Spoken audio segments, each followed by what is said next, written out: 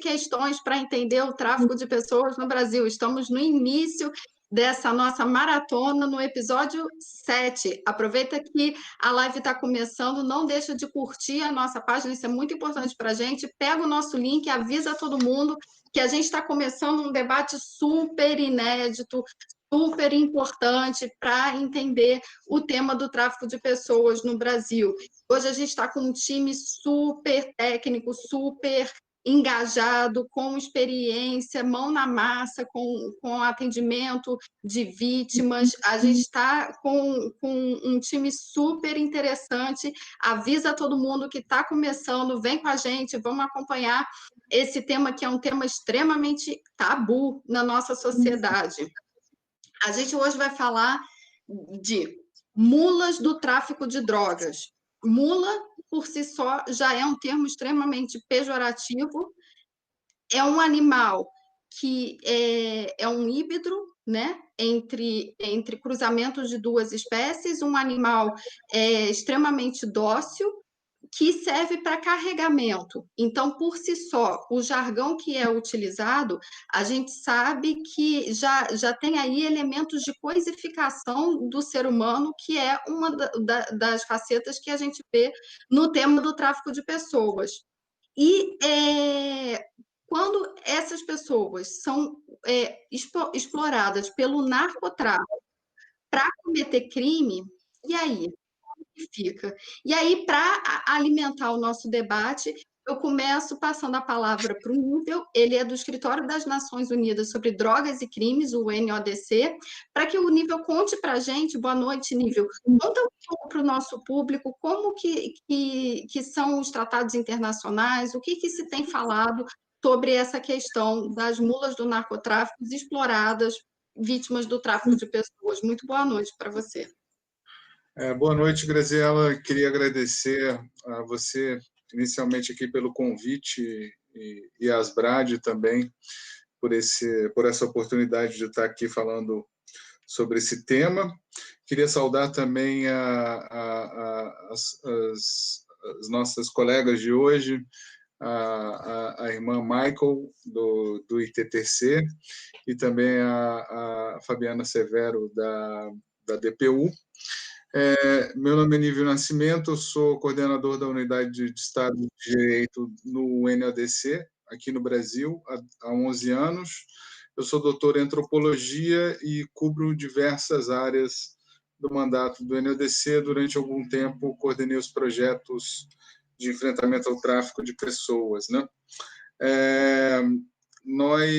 O NODC é responsável, né, entre os seus mandatos, né, pelas 3 convenções sobre drogas e também pela Convenção de Palermo, pelo protocolo sobre tráfico de pessoas, e isso nos coloca um pouco no centro da questão que nos mantém aqui juntos hoje, que é como identificar vítimas do tráfico humano entre pessoas acusadas de tráfico de drogas, né? O NODC trabalha em várias facetas dessa questão, né, dessa temática, desde da repressão ao tráfico de drogas, no apoio, na assistência técnica aos países, passando também por toda a questão do tráfico de pessoas. O NODC também no Brasil tem sido um grande parceiro do governo brasileiro desde o início da implementação do protocolo aqui no Brasil. Nós estivemos presentes na elaboração dos 3 planos, na avaliação e vários outros momentos, né? E, em especial, agora o NODC tem uma preocupação grande dos efeitos da Covid em diversas áreas do seu mandato, entre elas a Covid-19, que há, inclusive, uma série de documentos que foram emitidos pela sede, né? Eu pensei assim, para a gente começar a debater a questão, eu trouxe alguns dados do NODC, dados que cobrem o período até 2016, mostrando uma visão geral, né, do número de prisioneiros global, né? São 9,6 milhões de homens, né? 714 mil mulheres nessa estimativa que houve, né?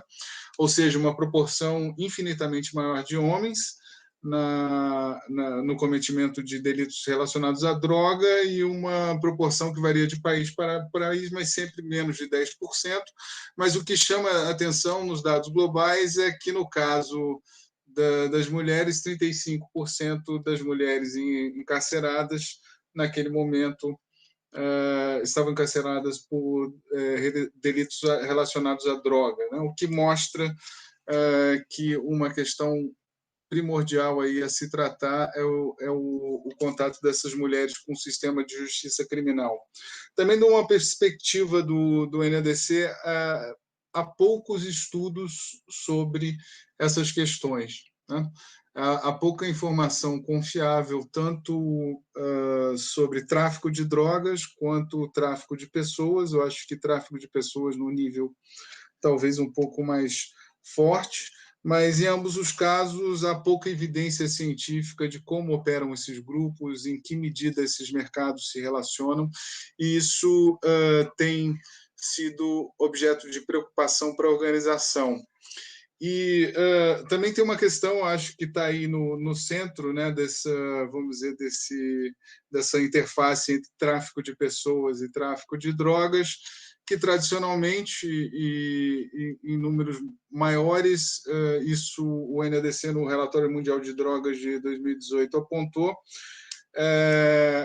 As organizações responsáveis pelo tráfico são hegemonicamente masculinas, com algumas exceções, mas se olharmos ao nível mundial, grande parte delas é hegemonicamente composta por homens, mas com um papel desempenhado por mulheres crescentes. Como característica geral, também alguns estudos apontaram que, em geral, as mulheres estavam justamente nas escalas inferiores desse mercado de trabalho, considerando o mercado ilícito também como uma questão importante e uma forma de subsistência e de geração de renda para muita gente. Eu acho que tanto o tráfico de drogas como o tráfico de pessoas se inserem por aí, e nesse contexto se inserem as mulas, né? No caso brasileiro, com Guarulhos, o NADC também trabalha muito com a questão de interdição de drogas em aeroportos, como o aeroporto com uma maior apreensão de cocaína em todo o mundo, né? Onde há maior apreensão de cocaína. Naturalmente, as pessoas que são detidas, em geral, são pessoas em situação de extrema vulnerabilidade, em alguns casos, vulnerabilidade econômica, mas nunca, vamos dizer, as grandes pessoas representadas pelas organizações criminosas, né? São pessoas que são utilizadas de maneira muito instrumental, numa dinâmica similar ao do tráfico de pessoas, né? Em alguns casos, há interseção entre as duas coisas, e há também o uso das mulas, muitas vezes, em especial mulheres. O Relatório Mundial de Drogas mostrou também, na utilização como iscas também, uma mula para ser pega, para outra, uma quantidade maior, ser traficada, né? Então, esse envolvimento das mulheres no tráfico tem causado grande encarceramento. Em alguns casos, ele se confunde, sim, com a questão do tráfico de drogas. Há uma fronteira aí muito tênue entre um tipo penal e outro, e sabendo que a vida é muito mais do que os tipos penais e como as coisas são classificadas no direito, né? Mas uma grande proporção de pessoas tem sido detidas nisso. E também, do lado do Estado, tem melhorado muito a eficácia na interdição de drogas em aeroportos, né? Isso é uma coisa que tem avançado muito. O que mais que eu poderia colocar aí? Isso, a gente vai falar mais lá para frente dos dados. Acho que você trouxe um panorama muito legal para a gente entender que esse tema ele é um problema não só para o Brasil, como ele é um problema para o mundo todo, né? Eu acho que o NODC ele traz muito essa questão global. A gente vai passar a palavra para a irmã Michael para contar para a gente um pouco da experiência dela no ITTC, mas antes disso eu quero agradecer a todo mundo que está presente, a gente mantendo a nossa audiência fiel aqui, a gente já está com mais de 200 pessoas logadas falando no chat, todo mundo está agradecendo muito a presença de vocês aqui, falando desse tema. A gente está ao vivo na Rádio Cultura 930 de Curitiba, a gente está ao vivo tanto na rádio quanto no site. Eu quero agradecer o Exército da Salvação, o pessoal da Barrancas do Velho Chico, do Exército da Salvação, Canoas do Rio Grande do Sul, a Rede Um Grito pela Vida está aqui em massa, Pastoral dos Migrantes, alunos e professores da Universidade Mackenzie. Então, a gente está com a nossa rede aqui ligada na gente, e aí, Nível, a gente volta para falar com você. E agora vou perguntar para a irmã Michael, e aí, quando a gente pensou esse tema das mulas e essa conexão com o tráfico de pessoas, isso está muito relacionado a um trabalho que a Asbrad desenvolveu entre 2015 e 2018 nas fronteiras. A gente visitou as fronteiras para fazer capacitações e animação da rede sobre esse tema do tráfico de pessoas, e ao fazer visitas em presídios, a gente começou a fazer entrevistas com meninas bem jovens que tinham acabado de ser presas por conta do tráfico de drogas, e a gente começou a ver que existe um padrão de aliciamento, existe um padrão de engano, existe um padrão de aproveitamento da condição de vulnerabilidade, e a gente falou, gente, existe sim um padrão de exploração dessas pessoas que não está sendo devidamente observado. E aí a gente até se conectou com o ITCC, a gente fez várias conversas e começar a fazer essa conexão, a trazer esse olhar para o tráfico de pessoas. Então, eu queria te pedir, irmã, um panorama de como que está esse trabalho, essa visão com relação a esse recorte das pessoas que são acusadas de tráfico de drogas, mas que, no fundo, são vítimas de tráfico de pessoas. Microfone. Boa noite a todos e todas. Eu sou irmã Michael, eu sou uma irmã da Congregação das Irmãs de Santa Cruz e sou presidente do Instituto de Terra, Trabalho e Cidadania, ITTC. O ITTC tem mais de 20 anos de experiência de acompanhando o que atualmente chama migrantes em confronto com a lei. Quando a gente começou o projeto, era projeto de estrangeiros. Também nós temos um projeto de droga e gênero, em que a gente tenta ver realmente qual é essa relação entre a questão de drogas e o gênero feminino. Eu só queria começar a dizer que há alguns problemas para nós em termos de considerar as mulheres envolvidas em tráfico como vítimas de tráfico. O protocolo de Palermo, apesar dela ter sido, ele foi assumido com limitações, e, além disto, a própria legislação do Brasil não inclui a definição inteira do tráfico de pessoas. Ele exclui a participação na prática de atividades ilícitas e não reconhece essas atividades ilícitas de tráfico de drogas como uma questão de tráfico. Nestes 20 e poucos anos, nós temos acompanhado mais de 1.200 mulheres, a grande maioria presa no aeroporto em Guarulhos, com a questão de drogas. A nossa experiência é que a grande maioria dessas mulheres realmente são vítimas de tráfico. Quando nós realizamos isso, e quando houve a nova lei de tráfico, nós tentamos incluir isso na legislação, nós não fomos, junto com outros grupos, os BRAD e outros grupos, nós não fomos, infelizmente, nós não tivemos sucesso. E aí nós fomos para o judiciário para tentar pôr essa tese nos processos. E aí eu preciso dizer que a Defensoria Pública da União teve um papel muito grande nisto. E atualmente tem alguns juízes, poucos, mas tem alguns juízes e juízas que reconhecem que essas mulheres são vítimas de tráfico.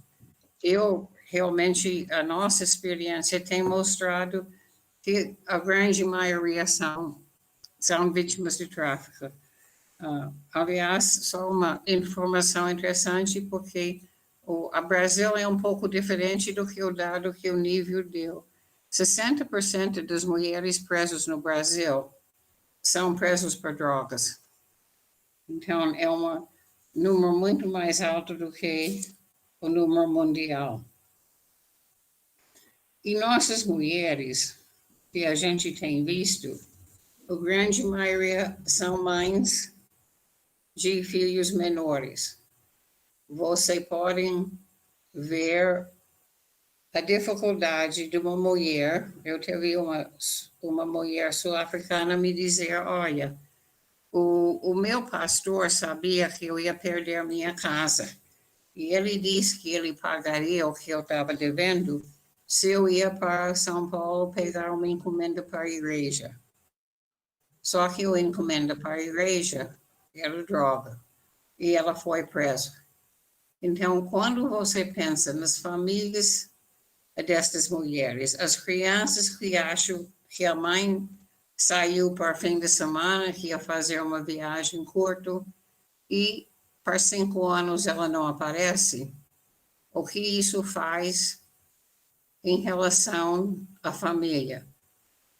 Por isso, o ITTC, nós não advogamos para as mulheres. O que nós tentamos ser a ligação entre as mulheres e suas famílias, os consulados, e ajudarem elas com os seus problemas, as suas questões, entender o sistema jurídico brasileiro, que para a mulher estrangeira é uma confusão, porque você é preso federal em presídio estadual. Então, e aí você tem a execução na justiça estadual, a expulsão na administrativa federal, é uma salada o processo para essas mulheres estrangeiras. E muitas delas, porque um outro problema que nós temos é, pelo protocolo do Palermo, uma vítima de tráfico deve ser recebido pelo país para onde ela foi recebida para ficar. Mas a legislação brasileira diz que uma pessoa que é condenada por crime deve ser expulso do país quando termina o cumprimento da sentença. A gente tem tentado, várias mulheres têm tentado, e usando o protocolo do Palermo como base, a pedido de refúgio, porque não se sentem, ou por causa de ameaças que ainda existem com a família, não se sentem à vontade de voltar para seu país de origem. E, infelizmente, o CONARE não tem tido realmente a compreensão de alguém que foi condenado por drogas, podia ser, teria direito a refúgio, que é um outro problema que nós temos na legislação. E nós estamos com, é interessante porque essas mulheres, eu só dizer também uma coisa sobre as mulheres, é o seguinte: este momento é um momento muito difícil para elas. nós estamos atendendo, antigamente, antes do vírus e coisas, nós íamos para a cadeia uma vez por semana, conversava com as mulheres, entregavam as cartas das famílias, fizemos os contatos. Com o Covid-19, nós não podemos, nós estamos comunicando via cartas.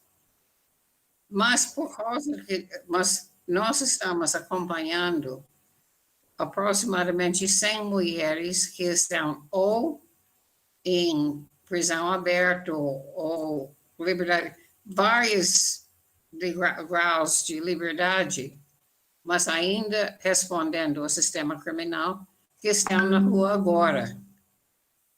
E, infelizmente, nós estamos vendo que muitos delas estão sendo aliciados de novo.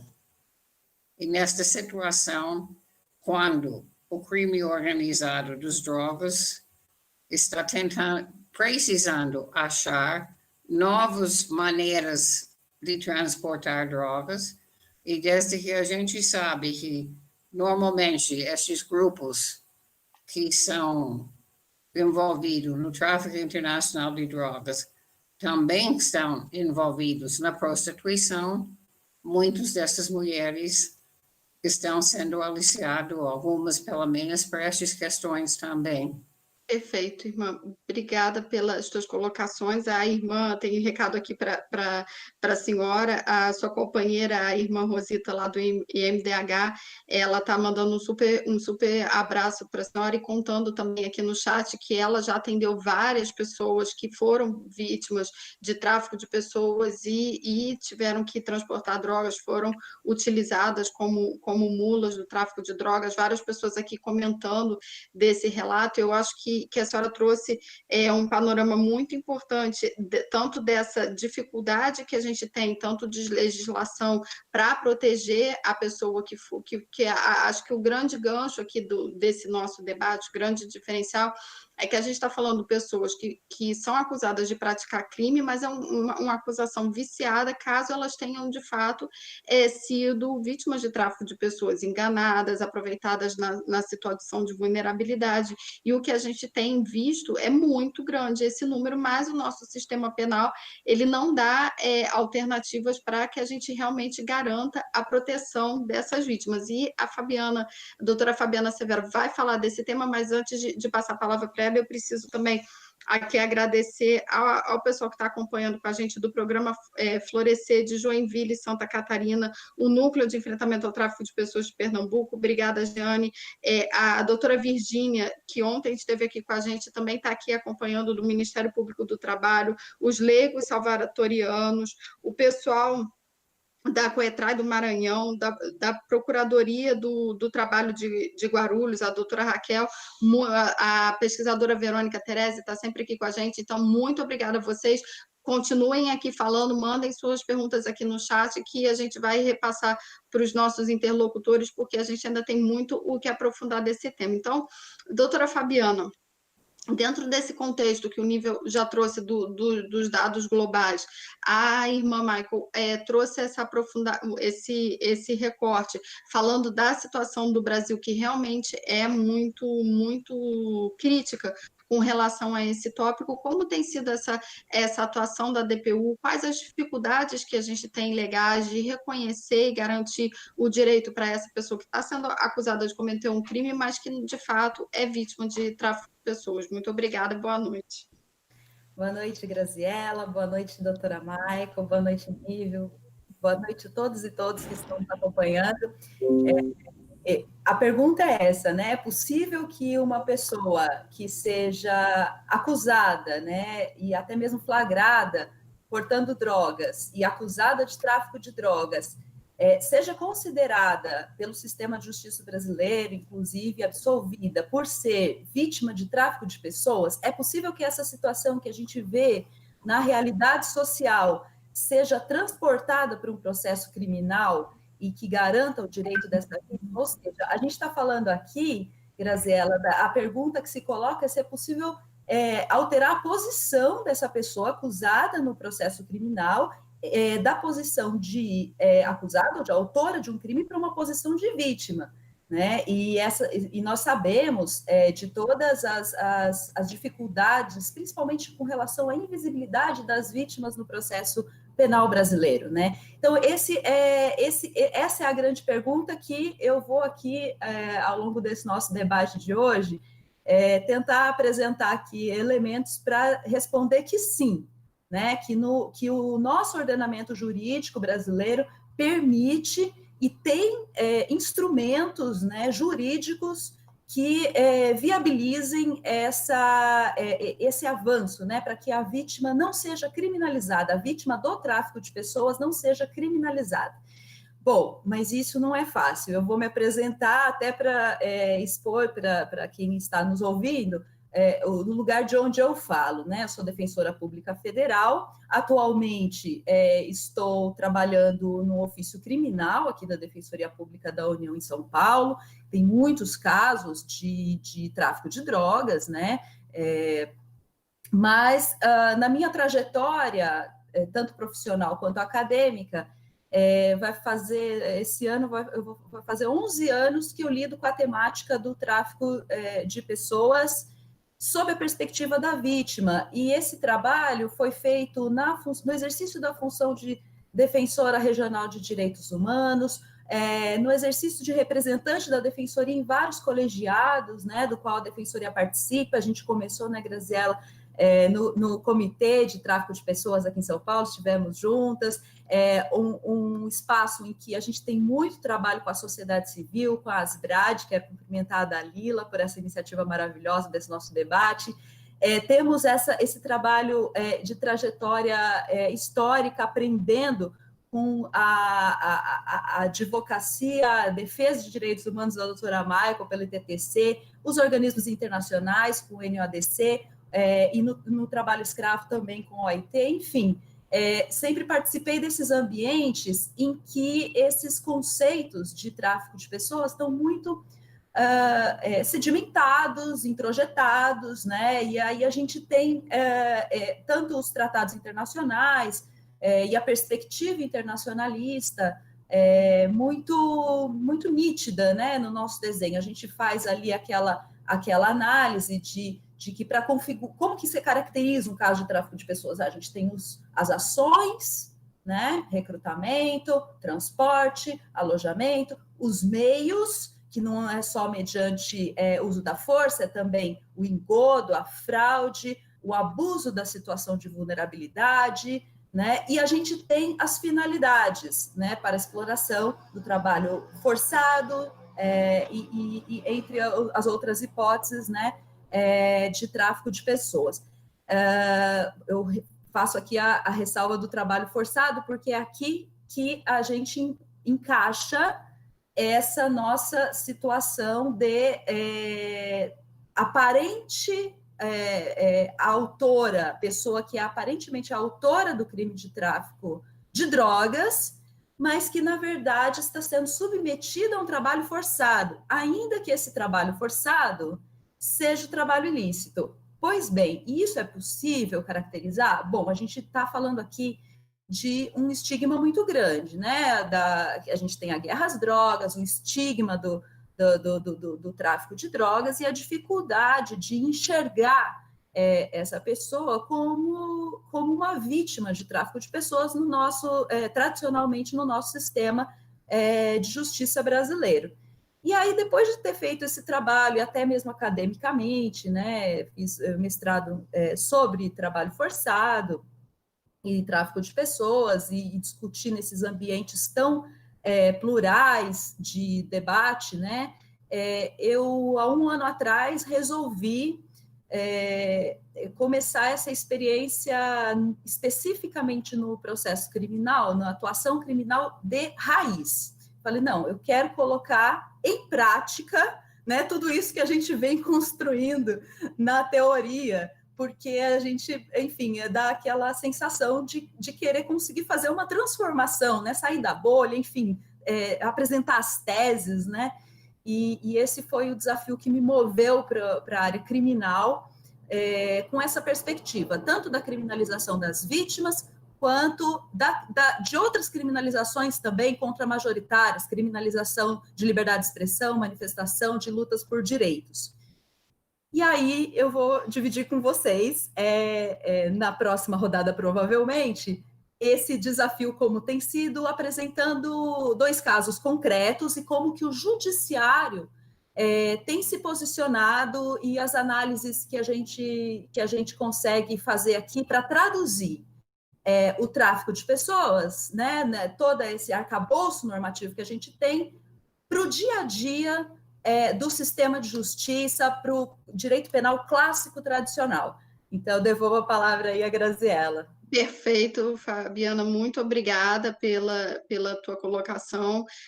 São muitas dificuldades que a gente tem, até por conta da nossa legislação, que ela não está adequada para garantir a proteção dessas vítimas, e aí, nesse sentido, teve até um comentário aqui da Heloísa Greco, que é pesquisadora também no tema do tráfico de pessoas, que hoje mora lá no Uruguai e desenvolve um super trabalho de combate ao tráfico de pessoas lá no Uruguai, e ela trouxe aqui um detalhe bem importante, que ela fala que a lei do Uruguai de 2018 colocou, a nova lei geral de tráfico de pessoas colocou a mula de tráfico de drogas como uma das finalidades de tráfico de pessoas, o que já ajuda bastante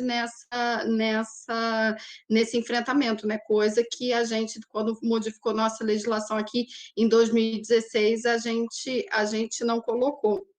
E aí eu vou passar a palavra para o Nível para comentar um pouco desse panorama de como que tem sido essa conexão entre o tráfico de drogas e o tráfico de pessoas, e quero agradecer aqui ao CAMI, às Irmãs Salvatorianas, a Coetrai do Pará, o pessoal do Mackenzie, a professora Ana Cláudia está aqui acompanhando a gente, eles estão com um grupo de estudos lá de pessoas invisíveis, que aborda diversos temas, eles também já puxaram esse tema do tráfico de pessoas como uma linha de pesquisa para aprofundar, então, assim, o tráfico de pessoas com as mulas, né, como vítimas de tráfico de pessoas.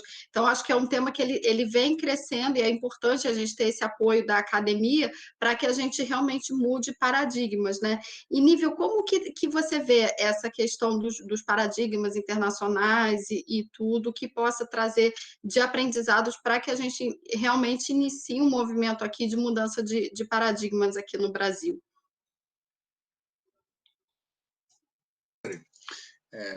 Eu acho que uma questão importante também na questão do tráfico de pessoas que é um tipo penal pouco conhecido pelos operadores do direito, né? Há uma dificuldade generalizada em coisas muito simples, muitas vezes até entender o tipo penal. E isso porque também é uma categoria nova, tem uma certa resistência. Nesse sentido, eu relembro o treinamento que o NADC fez em 2018, em parceria com a União Europeia e outros parceiros no aeroporto de Guarulhos, justamente procurando sensibilizar e instrumentalizar a Polícia Federal, não apenas para a repressão ao tráfico de drogas, mas também para identificar vítimas de tráfico de pessoas e coisas relacionadas a isso, né? A questão é tão importante, né, que é muito frustrante, muitas vezes, para jornalistas, quando nos procuram. Quantos casos foram investigados no Brasil? Quantas condenações? É um percentual sempre muito baixo que mostra, assim, do ponto de vista mais geral, a dificuldade generalizada que há em tratar o tráfico de pessoas dentro da justiça criminal, em especial os traficantes, né? E uma questão importante aí, que eu acho que esse exemplo de Guarulhos mostra, e também uma outra iniciativa que houve na África, foi utilizar esse instrumental da polícia na detecção e etc., do tráfico de drogas, mas também para identificar grandes grupos e fazer operações conjuntas contra tráfico de pessoas. Eu acho que uma conexão aí no nível bem prático seria o início. Mas, de qualquer forma, a sensibilização, fazer com que os operadores do direito, os policiais, promotores, etc., entendam bem as possibilidades do uso, né? E só para finalizar, foi por isso que o NADC fez um banco de sentenças, né? No nosso site geral da nossa sede em Viena, há um banco de sentenças onde vários magistrados, vários operadores do direito enviaram suas sentenças justamente mostrando como criar, né, essa jurisprudência, como saber operacionalizar o conceito dentro dos diferentes sistemas de direito. Acho que eu fico por aqui. Perfeito, Nível, muito obrigada. Enfim, é um tema tabu, né? A gente não tem dúvida. É um tema para a gente realmente aprofundar e a gente conta muito com esse apoio da cooperação internacional, né? O NODC ele tem um papel total de protagonista de trazer essa agenda, né, do enfrentamento ao tráfico de pessoas aqui para o Brasil, e a gente precisa realmente aprofundar nesses instrumentais para realmente garantir a proteção dessas vítimas. E o pessoal da Rede Um Grito pela Vida tem até aqui comentado que tem sido, vou até ler aqui, da CNBB, a Cláudia Scapini, ela conta que ela prestou serviço no presídio de Fortaleza, na época com 56 mulheres estrangeiras, dessas 56, 53 eram mulas e possivelmente vítimas do tráfico de pessoas. Então, assim, uma violação que está totalmente invisível e que a gente precisa trazer luz para isso. E como que a senhora, irmã Michael, vê de formas que a gente pode atuar para realmente trazer luz e garantir esses direitos para essas pessoas que, na verdade, são vítimas de um crime, não perpetradoras dele? Microfone. Abriu o microfone. Desculpe. Não. Eu acho que programas como este são muito importantes. Você falou de legislação em 2016. Eu acho que em 2016, as BRAD e o TTC eram as únicas entidades no país que achavam que mulas eram vítimas de tráfico. E toda a advocacy que nós tentamos fazer, realmente nós não conseguimos colocar na lei. Nós não tínhamos a sorte que o Uruguai tinha. E aí, eu acho que foi, nós, pelo menos em relação ao TTC, começamos a apresentar artigos usando os dados que nós tínhamos das 1.200 mulheres que mais filhos são em situações de extrema vulnerabilidade. Se eu sou uma mulher de Gana e alguém me oferece $5.000, eu posso comprar uma barraca na feira e garantir a sustentação da minha família, porque normalmente as mulheres são sozinhas. Eu vou me arriscar. Então, isso é eu acho que a gente temos que continuar falando. Em todos os lugares que nós podemos falar que a maior parte das mulheres presas por tráfico de drogas, especialmente internacional, são vítimas de tráfico humano.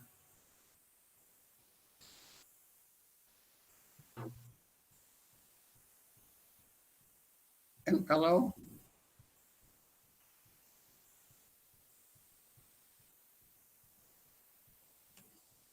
Eu acho que a Graziela está sem microfone. Novamente. Eu fiquei sem microfone, desculpa.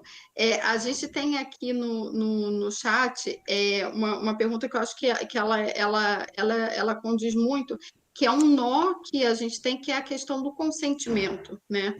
Como que fica essa relação do consentimento e dessa garantia de direitos, né? Para mim ou para a Fabiana? Para a Fabiana.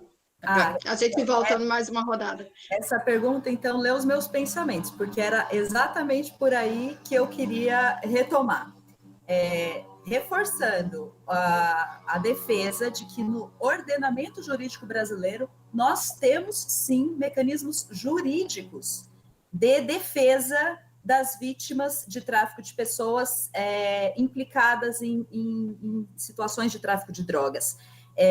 Desde quando? Desde que o Protocolo de Palermo foi internalizado no ordenamento jurídico brasileiro em 2004. É claro que o Protocolo de Palermo, ele trazia mandados de criminalização que ainda não tinha sido absorvido pelo ordenamento jurídico brasileiro, que só foi pela Lei do Tráfico de Pessoas de 2016, que introduziu o artigo 149A. Mas isso para criminalizar quem praticou o tráfico de pessoas.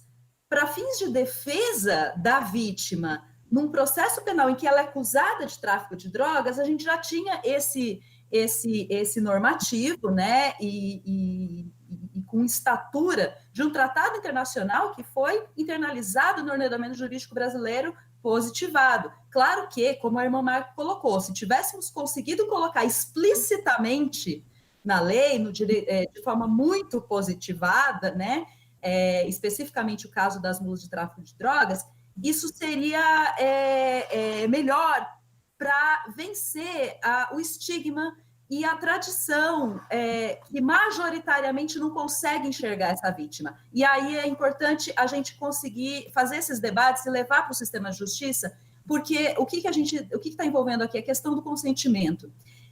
Não precisa, o consentimento da vítima é irrelevante de acordo com o Protocolo de Palermo. O consentimento da vítima é irrelevante para caracterizar tráfico de pessoas se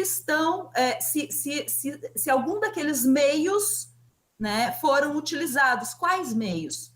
Fraude, engodo, abuso de situação de vulnerabilidade. Então, isso não está muito nítido no sistema de justiça e é o nosso papel levar. Eu vou trazer aqui 2 exemplos de casos concretos, traduzindo para o nosso jargão assim, do direito penal, né, em que a gente fala de excludente de tipicidade, pela ausência de dolo, ausência de autoria, ou então a gente fala de excludente de ilicitude, coação moral irresistível, inexigibilidade de conduta diversa, enfim, a gente precisa, na tradição da atuação no direito penal, trabalhar com esses conceitos. E esses conceitos, eles podem ser traduzidos do próprio tratado internacional para essas situações que excluem a culpabilidade ou que excluem a ilicitude, enfim. Bom, o primeiro caso que eu enfrentei, logo no primeiro mês que cheguei no criminal, dizia respeito à situação de 2 mulheres venezuelanas que se envolveram com o tráfico de drogas numa situação de fraude ou de engano. Elas foram enganadas. E aí o contexto de tráfico, elas foram enganadas e foram levadas àquela situação. O contexto de tráfico de pessoas é típico, porque a gente fala muito em tráfico de pessoas para fins de realização de trabalho forçado, de ausência de transparência na informação, da fragmentação da informação. Então, assim, a vítima, ela vai sendo levada, né, para uma situação, para outra, de repente alguém empresta um dinheiro, daí ela já está devendo dinheiro, tinha um contexto de servidão por dívida também, uma promessa de emprego, né? Então, você tem essa situação do engodo, você tem todo um contexto que é clássico dos casos típicos de tráfico de pessoas. Mas, nesse caso, essa tese não foi considerada, e depois, na próxima rodada, até vou entrar justamente nesse ponto. Pelo seguinte motivo, falta de provas. A defesa está falando isso, mas não provou. De fato, o que tinha de prova dos autos era só o relato, mas o relato por si só, né, abuso da situação de vulnerabilidade, no meu entender, parecia já suficiente, mas, enfim, entendeu-se pela falta de provas, e falta de provas é um argumento muito recorrente para não se considerar tráfico de pessoas. Mas aí, no segundo caso, vou além, porque daí, nesse meu intuito de realmente conseguir avançar nessa pauta, eu falei, eu preciso fazer a lição de casa, né? Nós, operadores do direito, atuando na defesa, temos a responsabilidade de levar os casos e buscar o máximo possível produzir a prova. E aí, no segundo caso, era um rapaz que tinha acabado de uma situação muito miserável, de muita miserabilidade, e tinha acabado de ter um filho que teve um problema de saúde, nasceu prematuro, com muitos problemas de saúde, e teve que arcar com o custo de uma UTI infantil, e uma pessoa pagou para ele. Aí olha a situação, uma pessoa pagou para ele, e ele ficou devendo esse dinheiro da UTI ali para a pessoa.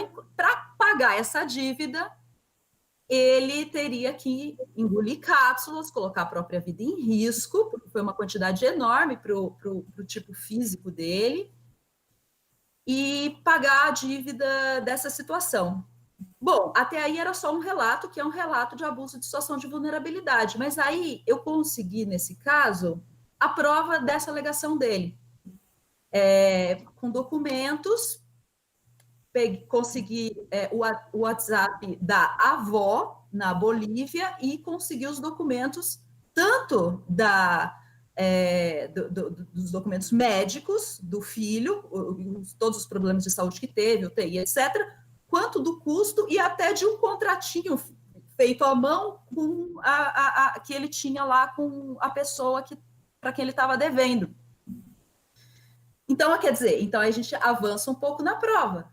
E aí o problema também teve condenação, tá, gente? E o problema foi aí de não ter tido o entendimento, o convencimento, né?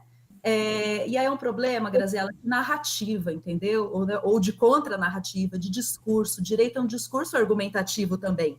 Muitas vezes a gente precisa conseguir, né, mais do que a prova. Às vezes a questão não está bem na prova, e aí foi até enfrentada que nesse caso concreto, que não se considerou, primeiro, que aquele documento teve até uma das fundamentações de que o documento não estava com firma reconhecida, enfim, aí e aí a gente descola do plano da prova pura e simples para um outro plano, que é o do convencimento. E mais do que isso, também foi usado na fundamentação, além dessa questão de desqualificar um pouco a prova, mas essa foi uma questão menor, foi o consentimento, ou seja, um desconhecimento do parâmetro normativo mesmo, em que o consentimento é irrelevante, e o âmago aqui da questão, de que não está autorizado se for para cometer crimes. Uhum. E aí o desconhecimento, já concluindo, não só da questão do protocolo de Palermo, porque não é no protocolo de Palermo que a gente vai encontrar isso, mas numa interpretação internacionalista, que também é fonte do direito, da recomendação 203 da OIT, que acompanha, de 2014, que acompanha o protocolo Convenção 29 de 2014 da OIT, que não foi, esse tratado ainda não foi internalizado no ordenamento jurídico brasileiro, mas a recomendação pode servir como fonte de interpretação do direito internacional, e ela diz expressamente que não é possível criminalizar a vítima, ainda que ela tenha sido compelida por trabalho forçado, ainda que ela tenha sido compelida a praticar crimes. E aí, esse ponto que a gente precisa chegar, mas eu vou te devolver. Perfeito, Fabiana. Eu acho que, assim, a gente tem muito o que avançar nesse debate. Eu acho que a gente tem 2 pontos, eu acho que em termos de advocacy, e aí a gente, quando conversar muito com o ITTC por isso, para que a gente realmente volte nessas ações de advocacy, né? Tanto para mudança da legislação, e outra para a gente precisa conversar com o sistema de justiça. Então, o que é prova? Né? O que é prova? A gente vê que que essa questão das provas ela é um problema, tanto para esse tema das mulas, mas até a questão típica de trabalho análogo ao escravo. Muitas vezes uma prova que serve para o âmbito trabalhista não serve para o âmbito penal. né? E aí o que é prova e como que a gente então garante, porque o nosso sistema não tem garantido. A ideia dessa nossa websérie, a gente viu que teve uma aderência muito grande da rede de enfrentamento, é que a gente, quando termina a websérie, a gente transforme esse canal aqui num canal permanente de debates sobre temas conexos ao tráfico de pessoas. Então, de antemão, eu já convido vocês para que, quando a websérie terminar, que a gente volte para aprofundar nesses tópicos que a gente está vendo aqui, mudança da legislação. Então, como que a gente garante essa prova, se o sentimento ele é irrelevante, se o tráfico de pessoas ele tem toda uma narrativa complexa realmente. Então, é um tema que hoje a gente está aqui só no gostinho para jogar a pulga atrás da orelha na sociedade, para mostrar que a gente precisa realmente debater esse tema, e a gente tem muito ainda, muito chão de aprofundamento. E aí, nesse sentido, Nível, o que você teria para contar para a gente e falar nessas mudanças que são necessárias realmente para a gente garantir direitos de vítimas e no campo geral dessa situação das mulas e vítimas do tráfico de pessoas? Oi. Eu acho que as questões legislativas, eu acho que não compete muito ao NADC opinar, porque nós, como guardiões da convenção, né, nós não podemos interferir nos assuntos internos nesse sentido. Mas uma questão importante, até já fazendo um informativo aqui, que nós estamos começando um novo projeto aqui no Brasil nessa área, ele chama Track for TIP, e ele é um projeto que tem foco na resposta da justiça criminal, em ampliar um pouco e melhorar essa resposta. É um projeto com a participação de 6 países, ainda Peru, Colômbia, Panamá, Equador. Bom, eu não estou lembrado de todos os países, mas o foco é justamente propiciar esse intercâmbio de boas práticas entre diferentes atores que estão envolvidos na resposta ao tráfico. Esse projeto tem um foco na região, na migração venezuelana, né? O Sistema Nações Unidas tem uma resposta bem grande ali nas zonas de fronteira, mas pouco foco no tráfico de pessoas. E eu acho que, nesse contexto, pensar e essas ações e associar o tráfico de drogas ao tráfico de pessoas, eu acho que é fundamental, considerando que são fluxos migratórios imensos, mercados ilícitos muito complexos, onde se vende pessoas, se vende drogas, madeira, mineração ilegal. É um contexto bem importante. E também ressaltando que um aspecto importante aí, independentemente de ser o tráfico de drogas ou também o tráfico de pessoas, são organizações criminosas que estão por trás, e o sistema, em um caso e outro, tem uma dificuldade imensa em chegar nas pessoas que estão nos níveis intermediários e superiores dessas organizações, na mesma medida de bloquear os recursos financeiros obtidos nessas atividades. Então, pensando um pouco nisso, né, isso envolve um diálogo com o sistema de justiça e qualificar esse diálogo, levando em consideração a dificuldade o que a Fabiana estava falando, muitas vezes, né, você tem uma dificuldade imensa em ter as evidências, e, em especial, em incriminar quem estava responsável pelo grande esquema de tráfico de pessoas e pelo esquema das mulas, né? Então, essa ponta, eu acho que, de uma perspectiva um pouco mais integral e dos mandatos do NADC, eu acho que gostaria de deixar aqui como registro, Guido.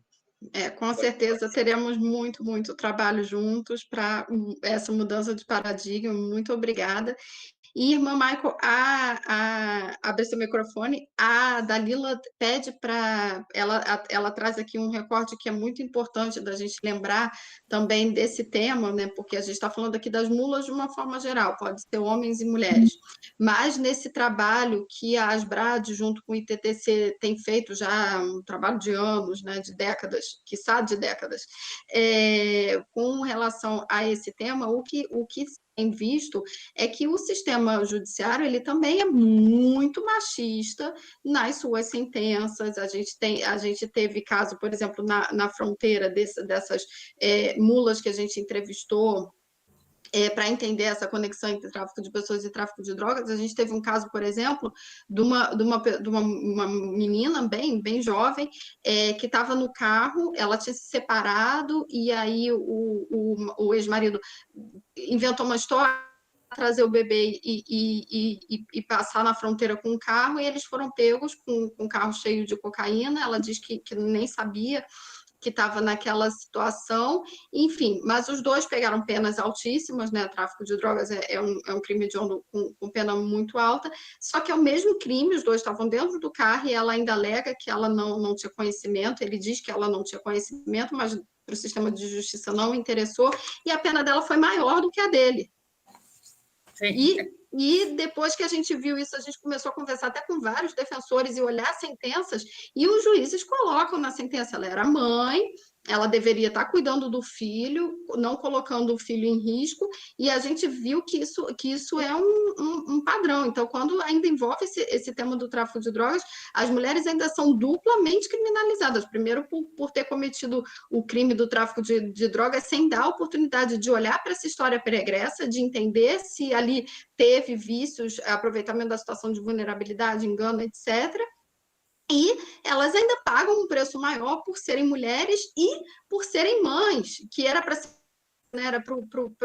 o bem dessa criança ser soberano a pena dessa mãe, não, mas ela pega uma pena de 8 anos encarcerada, e por ser mulher e por ser mãe. É uma lógica muito perversa, que o ITTC ele é o guardião mesmo dessas mulheres, e a Dalila pede para você comentar um pouco isso. Eu acho que a Dalila tem mais, podem falar muito também. Aliás, você não mencionou, quando você começou o trabalho, que Asbrad começou no aeroporto do Guarulhos, que foi o primeiro lugar onde realmente você se preocupava com vítimas de tráfico, que foi uma ação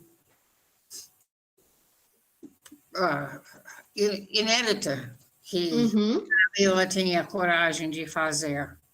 Mas eu acho que quando você pensa, eu acho que talvez isso é uma coisa mais difícil nisso. A grande maioria das mulheres são mães de filhos menores, e normalmente a razão é a vulnerabilidade, a falta de emprego, a impossibilidade de sustentar, e por isso que elas entram nisto pensando numa vida melhor para seus filhos.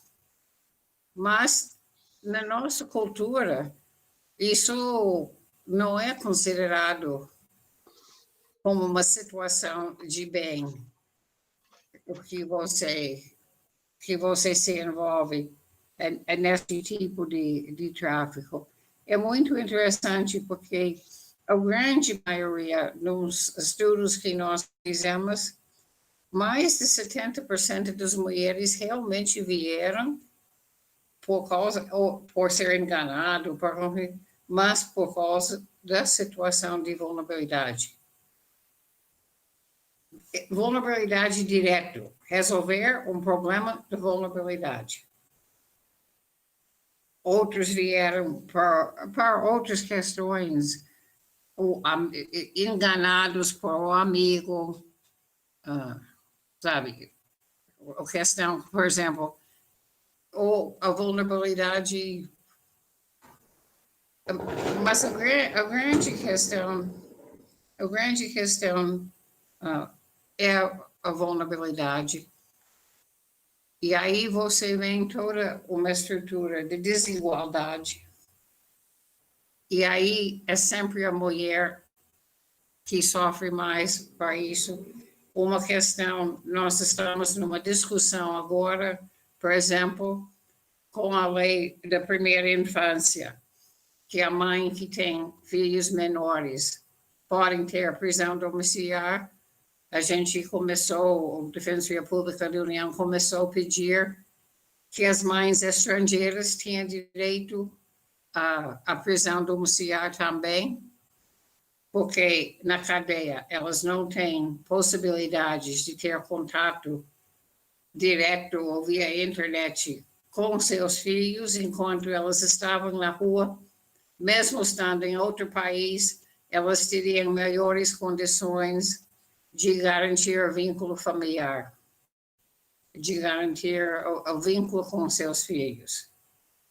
Agora, essa também é mais uma questão que vai levar tempo para encontrar alguns juízes que aceitem isso e que isso vira a realidade, que a lei da primeira infância inclui essas mulheres que são vítimas de tráfico, que são mulas também, porque a razão principal da vinda é o pensamento dos filhos. E isso também de muitas mulheres brasileiras que são presos pela questão de droga também, é uma questão de vulnerabilidade e de uma maneira de ser mais fácil, sabe? Eu posso ficar em casa, vender droga de casa e cuidar dos meus filhos, mas isso não entra porque a mulher não é o padrão da mulher da classe média branco, que é o padrão que está na cabeça da maior parte dos juízes. Muito, muito bem lembrado, irmã, muito obrigada. Até conecta, quem não assistiu, busca nos nossos episódios, o episódio 4, a gente falou dessa conexão entre racismo e a persistência do tráfico de pessoas, porque que a gente nem está aprofundando, que se a gente fizer o recorte, com certeza, também essa pena dura também tem cara, tem cor, né? A forma machista, racista que a gente vê na nossa sociedade, ela se reflete também na aplicação das leis, né? E aí, Fabi, continua contando para a gente de como você vê isso nos casos concretos, quais os desafios. Bom, gente, a minha conclusão, então, acaba sendo o seguinte: a gente precisa traduzir, para trabalhar com esses casos de tráfico de pessoas no sistema de justiça, a gente precisa traduzir para essa linguagem tradicional do direito penal. Quando a gente fala de fraude, engano, a gente está falando, muitas vezes, e ausência e irrelevância do consentimento, a gente está falando de uma ausência de dolo, né? E aí excluindo a autoria. Se a gente está falando de um abuso de uma situação de vulnerabilidade, a gente está falando de um estado de necessidade desculpante ou de uma inexigibilidade de conduta diversa. Então, a gente precisa trabalhar os casos, né, tendo em mente tanto os normativos, que tem essa linguagem, né, e que são o direito posto, né, e está na lei, a gente não está partindo do zero, não está fazendo uma construção nova, mas traduzindo para essa linguagem do próprio sistema clássica, né, do sistema de justiça brasileiro. Minha conclusão, Graziela, é que a gente tem, além de ter o caso e fazer o máximo de esforço possível em relação à prova desses contextos que a gente está dizendo, né, e muitas vezes a prova se dá por evidências, pelo conjunto, né, probatório, etc., é mais do que isso, é uma questão de narrativa, de discurso jurídico.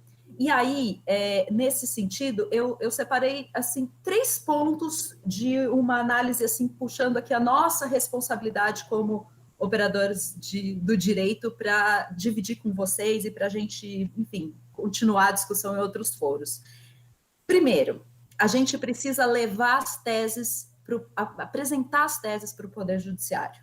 muitas vezes a gente fica com dúvida, né? Poxa, mas será que essa tese não está dando certo? Uma determinada tese progressista ou contra-majoritária, né? Mas não, eu tenho uma forte convicção de que é preciso apresentar as teses, né? É preciso fazer o judiciário se debruçar sobre as teses. Pode perder num caso ou outro, mas tem que insistir e tem que levar. E esse é nosso papel, né? Não podemos deixar de levar as teses, as narrativas, as contranarrativas, as narrativas contramajoritárias, estudar e apresentar os normativos, expor a situação concreta, do caso concreto, à luz desses normativos, né? Apresentar a realidade social ao Poder Judiciário, com toda a sua complexidade, né? Também é um papel nosso, né? Fazer a argumentação, a sensibilização a partir da perspectiva das vítimas e a não banalização da situação dessa vítima. É um discurso contramajoritário, dá esse trabalho mesmo. O segundo passo é realmente produzir o máximo de provas possível na perspectiva da defesa, ou seja, sair daquela inércia tradicional de posição de defesa e avançar para um modelo mais acusatório, na medida do possível. Sabemos também que a gente não consegue muitas vezes, mas até isso precisa apresentar para o Poder Judiciário. E o terceiro ponto, que não podia deixar de mencionar em relação a posições, as nossas lutas desse lado, né, de que estamos, de defensoras e defensores de direitos humanos em posições contramajoritárias. É não desistir. Nós não podemos desistir. E aí, gente, olha, a minha emoção aqui de estar com a doutora Maico nesse debate, porque a gente precisa buscar nessas mulheres, nessas defensoras de direitos humanos, de lutas históricas, trajetórias históricas de defesa de direitos humanos, a Dalila, enfim, tantas que nos inspiram, né? Veja a trajetória de luta dessas mulheres. Elas não desistiram no primeiro caso. Doutora Maico está há décadas levando as pautas contramajoritárias, dos povos indígenas, povos tradicionais, das mulheres encarceradas, de tantas lutas contramajoritárias. Então, a gente precisa saber que a gente está nessa posição contramajoritária, vai ser difícil convencer, a gente não pode fazer com que isso nos desmotive, né? Enquanto agente de transformação social, a gente precisa insistir nas teses, né? E nós temos aqui, eu sempre me inspiro no trabalho de colegas que insistentemente e muito criativamente levam essas teses. A Isabel Penido está diariamente me incentivando, sabe, acreditando e levando adiante. Ana Luísa, a Rita lá trabalhando com a operação, desconstruindo todo o discurso de combate ao terrorismo, que no fundo é discriminação. Enfim, nós temos que seguir enfim, são tantas colegas que eu... Fabiola, antes de terminar a tua fala, eu vou jogar só uma pergunta que chegou agora, porque ficou a dúvida, pessoal. Você deu 2 exemplos que não acataram, você tem ideia de porcentagem de êxito? Bom, eu dei exemplos que eu trabalhei diretamente, né, nesse último ano, em que estamos buscando esse levantamento para a gente. Eu tenho a impressão que o percentual de êxito é baixíssimo, como a doutora Maico colocou, mas os casos que não foram acatados, o tribunal, no primeiro caso, falou de que não tinha, nesse caso concreto, prova da inexigibilidade da conduta diversa. No primeiro caso, não considerou que seria possível, mesmo envolvido em atividade, porque envolvido em atividade ilícita, ou seja, ignorando um paradigma que é mais recente, né? E aqui eu trago... temos vários paradigmas de não criminalização da vítima, mas eu trago aqui a recomendação 203 da OIT, artigo 7º, que fala explicitamente que que os Estados-membros, e aqui o sistema de justiça faz parte do Estado-membro, não é só poder executivo, né, pensando no tratado internacional, não devem processar ou impor sanções a vítimas de trabalho forçado compulsório por sua participação em atividades ilegais que foram forçados a cometer em consequência de serem submetidos ao trabalho forçado. Então, e os tribunais estão começando a tratar desses temas. Então, a gente precisa levar os casos, precisa fazer com que eles se debrucem sobre os casos, precisa fazer a sustentação oral, enfim, essa lógica do não desistir, exatamente como a doutora Michael faz, chega lá na defensoria e fala, e vai sempre, ano após ano, ensinando o pessoal, nós ali, a fazer esse trabalho de advocacia. E assim, e a academia, ela é muito importante também para, às vezes a gente acha, estou escrevendo uma tese, uma dissertação para engavetar. Não, escrevam sobre esse tema. Eu fiquei muito feliz quando o Mackenzie trouxe que já é uma temática de um grupo de pesquisa. Eu fiquei muito, muito feliz. Isso mesmo, tragam, vamos debater a tese, porque é uma questão, uma pergunta que está muito aberta. Como a gente prova que houve esse vício e que a pessoa foi vítima, né? Isso é um trabalho longo que a gente ainda faz uma rodada de considerações, e aí eu abro para o Nível fazer as suas considerações finais, que não são finais, como a gente falou ontem, são pontos são reticências, porque a gente ainda tem o que aprofundar nesse tema. Você tem a palavra, Nível. Bom, queria agradecer mais uma vez a Asbrad e a você, Graziela, pelo convite de estar aqui num debate tão apaixonado e também criativo, acho que mostrando novas possibilidades aí de se trazer o tráfico de pessoas para a justiça criminal e também de transformar o tráfico de drogas em tráfico de pessoas. Eu acho que isso é uma questão muito promissora, e me colocar à disposição, e também o NDC, para continuar contribuindo aí para essa luta e para essa pauta tão importante que é o enfrentamento ao tráfico de pessoas. Eu queria... Boa noite. Muito obrigada, a gente sabe dessa parceria e vamos seguir junto, porque a gente tem muito trabalho pela frente. Irmã, suas palavras finais, não finais, suas reticências para um próximo capítulo. Tem. Tá ótimo. Sou eu agora? Tá. Sim, sim.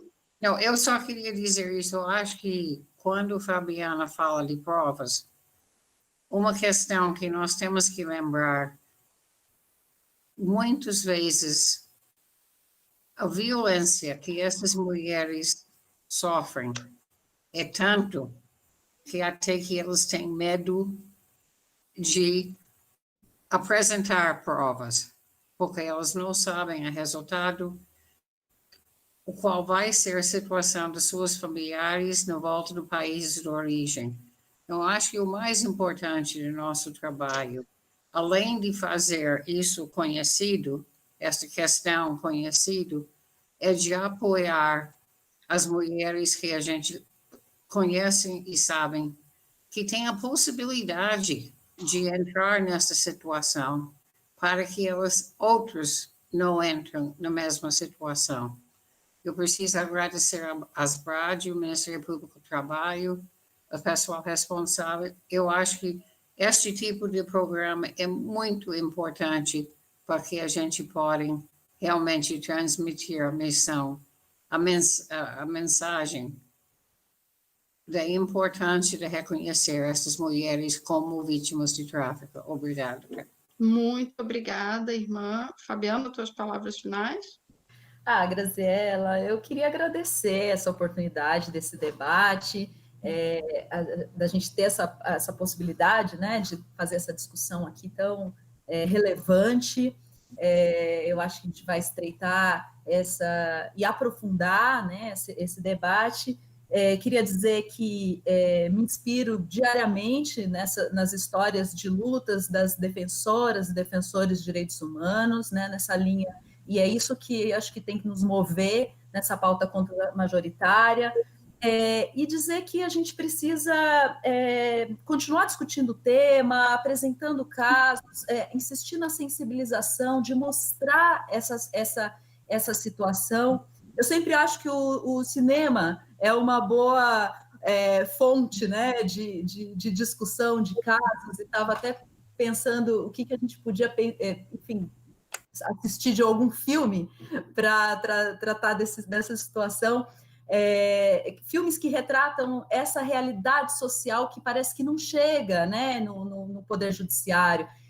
Queria trazer aqui o filme O Cafarnaum, que é um excelente filme da Nadine Labak, que tem situações muito dramáticas da realidade concreta de pessoas que se envolvem como vítimas de tráfico de pessoas, e dessa situação de muita ambiguidade no envolvimento com a criminalidade. E tem um filme também mais antigo, Maria Cheia de Graça. Todo mundo comentou ele no chat. Que é o clássico. Estou acompanhando. O Maria Cheia de Graça, ele traz especificamente essa situação. A menina lá engolindo as cápsulas. Assim, é o nosso dia a dia ali do criminal, né? E vou não indicar, mas é não indicar para esse contexto, mas é sempre bom ver, eu vejo de tudo.